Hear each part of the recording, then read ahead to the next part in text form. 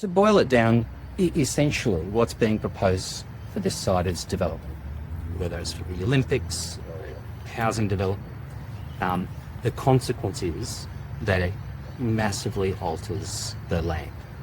And from what I understand, this land has significance to the Aboriginal people of this area. And so what's being sought is the federal protection of the cultural values that will stop the development desecrating or injuring those values. In effect, it means the development can't go ahead. It depends a bit on what the final design of the stadium is, but if it's in conflict with the significant cultural values of the site, of what I understand are quite broad and significant, it's difficult to see any development of Victoria Park that be consistent with those values. So the outcome the Section 10 application is seeking would be preventing all of the Olympics development in the site.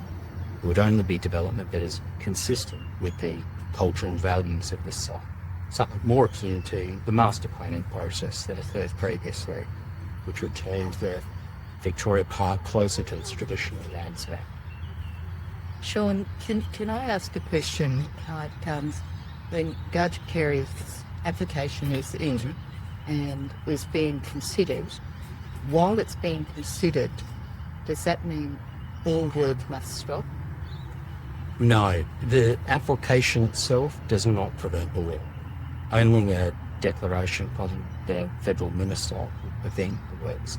However, if it appears that works is about to commence, you can ask for an emergency declaration, and that can prevent the works for up to 3 months while the permanent declaration is being decided.